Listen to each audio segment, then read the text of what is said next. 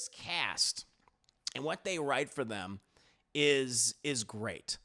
I really loved the actress Patti LuPone, who played Madame Caldrew, who is this nearly 500-year-old Sicilian witch, and she has her whole thing. She understands tarot readings and divination, all that. But she suffers from these kind of mental attacks where she'll seemingly suddenly become very forgetful or just be very spacey and not seeming to know what's going on. We kind of finally explore that with her, is what is actually happening. And her mind is going back and forth through time. And so one point, and that's why they have these crazy little scenes with her. It's what is she talking about? What's she referring to? What she's referencing? She'll suddenly start screaming. And they finally show what's going on with her, where it's the reason why she's screaming in episode 1 is because she's experiencing something in episode 7 of the series. And it's oh, and how they do the editing with all that, very well done. Her episode is episode 7, and that might be my favorite episode of the entire series. Again, I think the back 4 are absolutely fantastic, but what they do with her is very, very compelling. Let's go ahead and move on to my review for Agatha All Along. I can't help but say it that way. I can't help it. The song is just so catchy. So I initially did an impressions review for Agatha, I guess at this point, 8 weeks ago? Right, when they released the first 2 episodes. And, I had a lot to say about it. I had a very positive impression, but I haven't really talked about it in depth since. I was still, Katrina and I were still kind of watching it for, over the course of a few weeks, but we kind of fell off. So kind of just getting right into it. As I said in my first impressions for, Agatha All Along, Marvel Television has been a mixed bag for the last several years, both Disney Plus and Netflix when they had those Marvel shows going on. Now, again, that's not to say that they haven't gotten some great content in the last few years. They absolutely have. I really enjoyed shows like Daredevil and WandaVision and Loki, and most recently, and most definitely, X-Men 97, that came out earlier this year. I absolutely love that show. It's one of my favorites. It's easily going to be in my top 10 favorite TV shows of 2024. I was just blown away by the animation, the writing, the voice acting, of that series. It was great. But we've also gotten some disappointing crap. The Defenders and a lot of those other Netflix Marvel shows. Even though I really liked the first season of Jessica Jones, thought that was great. I liked half of the first season of Luke Cage, but all the other ones, like Defenders was a big disappointment. Iron Fist obviously wasn't great. I wasn't a big fan of the first 2 seasons of The Punisher either, even though I loved him in Daredevil season 2, and then more recently, Echo, I found to be very frustrating. And then other things like Moon Knight that had just a really, I thought, disappointing ending. It felt like it was just rushed and there was no explanation. I didn't even watch Secret Invasion past episode 1, although I've heard that is by far the worst of the live action Marvel shows. And honestly, it's just, and I think this has been Marvel's issue for a little while now, the MCU's issue. Again, not to say they haven't had good stuff in between, but it's just too much at once and not enough time to develop these projects. And honestly, the wrong people in charge at the end of the day. Now, Agatha All Along was one of those shows I was definitely unsure about, as were, I think, a lot of people. While I personally, don't care, whether it connects to the grander scheme of things within the MCU, though some certainly do, I was questioning whether the character of Agatha Harkness needed her own show to begin with. Despite being a standout in WandaVision, Catherine Hahn, I thought, did a fantastic job in that show. But I was like, is this going to work? But, despite my misgivings, I started watching the show, and I ended up really enjoying the first couple episodes, as I said before. I was liking the cast. I thought them leaning into the witchcraft of it all, the spooky nonsense, was great. Just the witchcraft stuff, aesthetically, the history of it. playing around with the history of it, within the world that is the Marvel Cinematic Universe. It's enjoyable, and I will say, though, I thought episode 5, the middle episode, was a little wonky, and that's when they started to introduce a bigger MCU connection. And before I move on, I'm just going to go ahead and say this right now. I'm not going to get into too many spoilers in regards to the last few episodes, even though they've been out for a week now. But I'm not going to go into too much detail about the finale or even some of those episodes. Talk about what I liked about them, obviously, but I'm not going to reveal big spoiler bits, right? So episode 5, though, I am going to reveal something about that particular story and a particular character that is like, okay, they're revealed to be this character. And that connection that I was referring to has to do with the character of Wiccan, and of course is the character of Teen, who we didn't know their real name, but they are indeed revealed to be the son of the Scarlet Witch, Wanda Maximoff, although his name is Billy Maximoff. And like after that episode, I was like, like how are you going to explain this? Are you just doing this to do it? Right? Is this going to take over the entire series and all the other characters going to be neglected? Are they going to feel superfluous? And I'll admit, I was worried. And I didn't end up watching the last 4 episodes until they were releasing. I was like, I was going to catch up on it, but I was watching The Penguin. I was a little more into that at the time.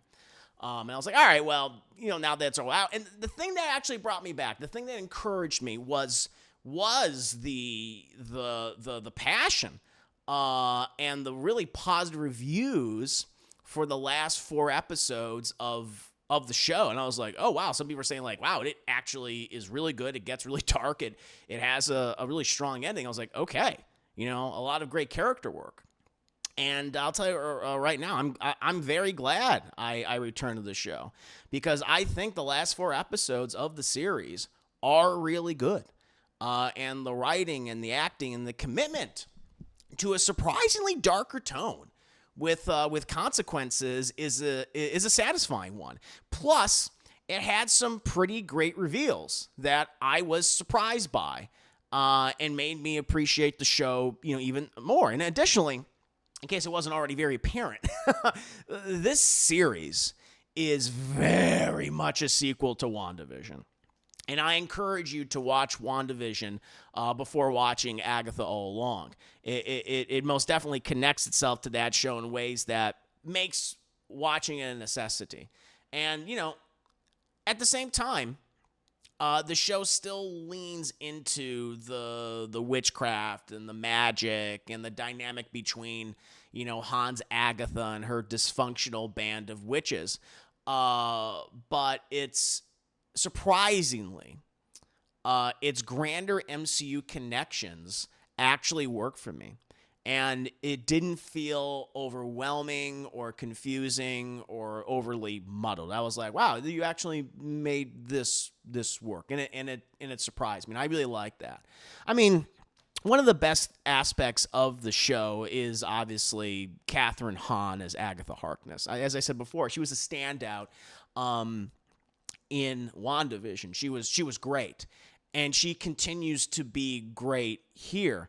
And one of the things that I really liked about this season is they don't try to brush away her villainousness. The fact that she has done horrible things. It's like, no, like all the way through. Like she's a villain. She's a complicated villain, villains can love other people and be engaged in interesting relationships, of course. But they can still be nasty sons of bitches, and she very much is. And I like that they didn't try to just, all right, well, by the end, she's a hero, right?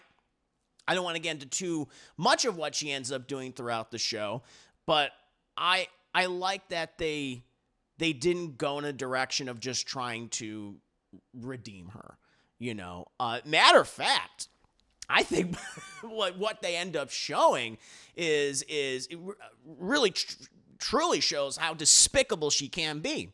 But there's other sides to her, you know? And I like that. There was a nice balance. And even though we see her do some pretty horrific things to people that she's met or interacted with, and the betrayals and backstabbings and throughout the centuries, but it's in some of those episodes, particularly the finale, where we kind of see her past and how they end up introducing her son, Nick Scratch, who we've have been hinted at in whether it be in WandaVision or certainly in this series. We finally see that, and I like that a lot. And even then, even when she has her son, she's still doing despicable, nasty stuff. And I was like, okay, this is really cool. They don't undercut her villainous nature or her character, even when she does something that you can perceive as like that was a good thing that you did. It's still not going to wipe away all the horrible stuff that she's done. Believe me. And she's like, yeah, I know that. I want to indulge in all the horribleness that I've done because, she's a selfish, narcissistic character. But even selfish, narcissistic characters have different shades to them. And I liked what they ended up doing. I was very surprised by that. And, she continues to be a hoot throughout the entire show. Catherine Hahn just does a really good job. What they write for her is wonderful. There's some great, passionate, dramatic sequences between her and the other characters, particularly the character of Teen, or Billy Maximoff, Wiccan, obviously, the son, one of the two sons of the Scarlet Witch, played by Joe Locke. Now, I'm unfamiliar with Joe Locke as an actor. I believe this was my first introduction to him. I assume he's done other things before, but I think he does a fantastic job throughout this entire show. Initially kind of introduced to us as this as the try-hard would-be assistant to, Agatha and one of the male members, the only male member of her coven. Once we learn why he is on this quest, on the witch's road, trying to learn more about magic, we really get to the meat of his character. And I think they provide a very good explanation how Billy Maximoff exists now in the MCU after the events of WandaVision. Pretty dark, tragic circumstances, actually. And he has, I would say the back half of the episodes are punctuated by some really great moments with him. And the way in which they tackle his story, I think, is pretty compelling. And they make him a very well-rounded character. Like episode 6, which again is right after episode 5, obviously, and which shows okay, he is indeed Wiccan. It's let's go into that, let's explore that. So they kind of immediately gave me an explanation because that was the one thing I was concerned with. How are you going to explain this? And they do, and I was like, oh, okay. And what they ended up doing, I thought was great. And his relationship with Agatha changes after episode 5. We see that, knowing that he is obviously the son of the Scarlet Witch. And I ended up really enjoying his performance. And that extends to the rest of the cast. This cast and what they write for them is great. I really loved the actress Patti LuPone, who played Madame Caldrew, who is this nearly 500-year-old Sicilian witch. And she has her whole thing. She understands tarot readings and divination, all that. But she suffers from these kind of mental attacks where she'll seemingly suddenly become very forgetful or just be very spacey and not seeming to know what's going on. We kind of finally explore that with her is what is actually happening. And her mind is going back and forth through time. And so one point, and that's why they have these crazy little scenes with her. It's what is she talking about? What's she referring to? What she's referencing? She'll suddenly start screaming. And they finally show what's going on with her, where it's the reason why she's screaming in episode 1 is because she's experiencing something in episode 7 of the series. And it's oh, and how they do the editing with all that, very well done. Her episode is episode 7, and that might be my favorite episode of the entire series. Again, I think the back 4 are absolutely fantastic. But what they do with her is very, very compelling. And I thought the editing and the cinematography, what they had to work with, was great. She's a huge standout, and also that episode is kind of paying homage. That's the series I think kind of does to like other like witch themed stuff, in pop culture. And so like at one point we see a lot of our coven, our would be coven, dressed up as different witches that we've seen in film. One that's kind of referencing Maleficent, another one which is the Wicked Witch of the West from The Wizard of Oz and stuff like that, and some other ones in between. And I just thought what they ended up doing in the episode was like really interesting and really cool. And the other thing that I've just really appreciated about this show, in these last several episodes, is that it raised the stakes. It wasn't afraid to get serious and dark. Wasn't afraid to kill characters. And I thought I was like, oh, they're going to bring that character back. They'll bring them back, right? I'm like, oh, shit, they didn't. Like, they're fucking dead. I was like, oh, wow. I was very surprised by it. I thought, it's going to be magic. They're just going to explain away. They'll be able to come back. It's like, oh, no, they're gone. They're dead. And I thought that was really cool. And even if it's like a beloved character, they're like, oh, this character, this actor is fantastic. They bring so much to it. It's like anytime you see them, you get a smile on your face. It's like, well, maybe something bad happens to them and they die. Well, it's like, well, they won't be dead forever. They're gonna come back, right? No, they're dead. And I was like, wow. And I respected that. I really liked that. That was something that I didn't expect from this show. I thought it was just kind of we're going to keep it light. We're going to keep it fun. We'll get a little dark occasionally. But yeah, those initial trailers, kind of made it out to be something very lighthearted. Not to say that the show doesn't have its lighthearted moments, and most certainly does. But in the back half, it's like, no, we're going to get serious, and we're not afraid to, stab and impale and just suck out the very sweet life essence from some of these ladies in graphic fashion. And I thought that was cool. I really liked that. Aubrey Plaza, who is also in the show, not nearly enough. She plays the character of Rio, who is a green witch. Now, she is revealed to be something else entirely. And I thought that was really interesting. I won't say too much as to what she actually is, but I thought, well, this is cool. And it's very much from the comics, the Marvel comics, that is. And her relationship to Agatha is expanded upon a little bit more. Also, relationship to the character of Billy Maximoff is expanded upon a bit more. I would have liked more with her. They use her sparingly in the back half of those episodes. But again, it's Aubrey Plaza, and she's incredibly talented, and she's has a reputation for playing those kind of like dark, more like little twisted gothic characters. And I mean, makes sense why they cast her, who they cast her as. I thought she did a good job. I wanted more of her. And I really liked what they ended up doing with her, and I'm sure she will return in other Marvel properties in the future.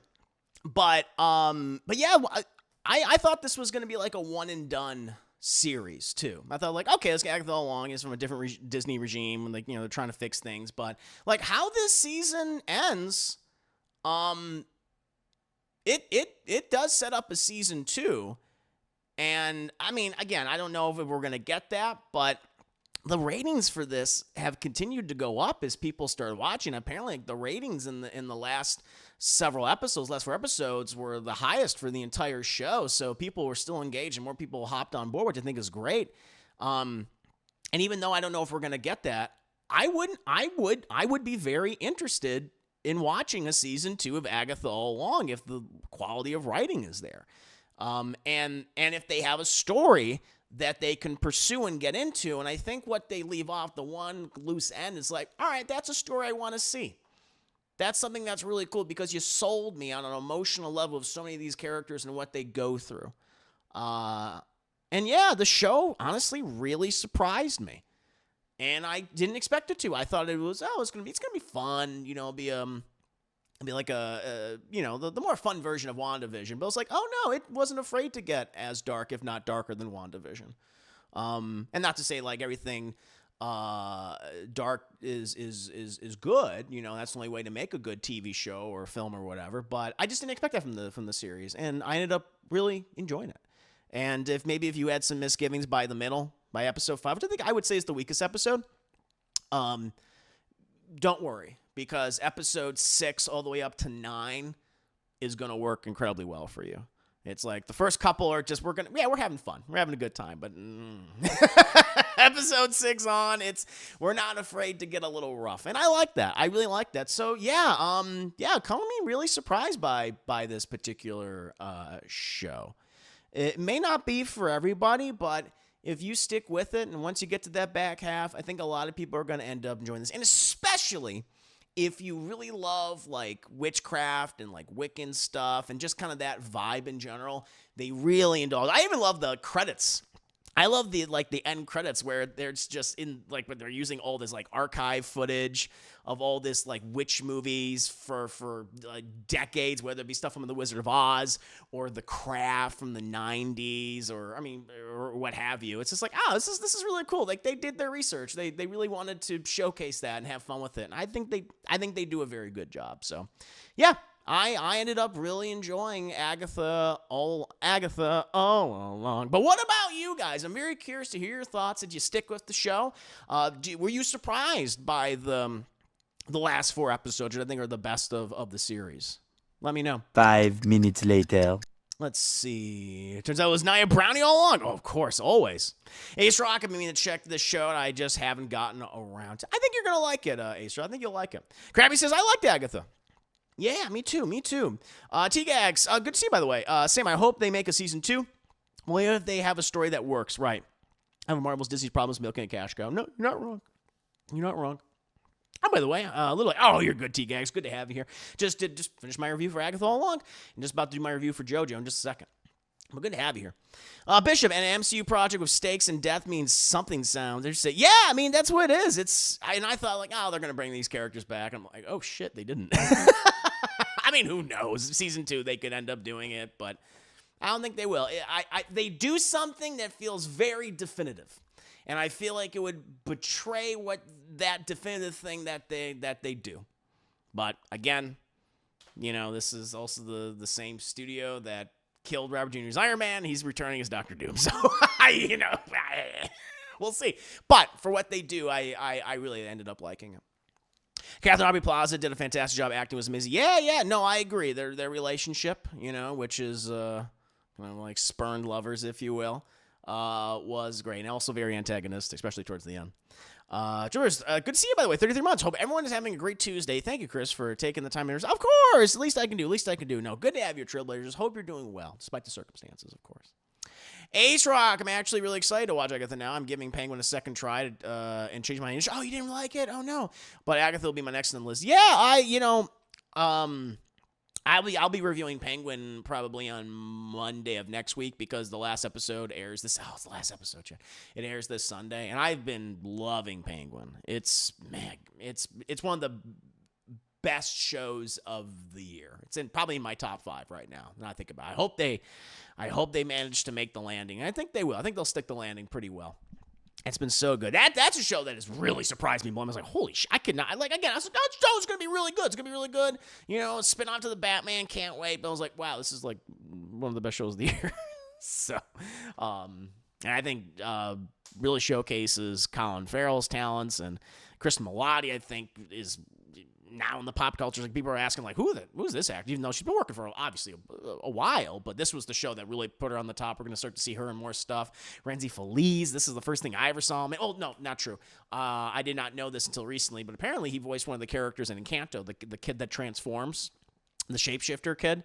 That's him. And apparently he does the singing for that too. So he's a major goddamn talent. So and some supporting performances. The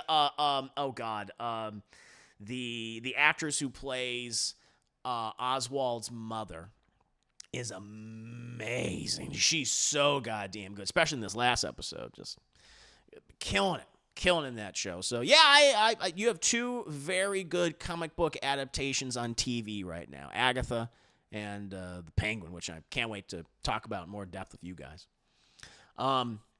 Let's see here, but yeah, I hope you like it. I hope you like it, Ace Rock.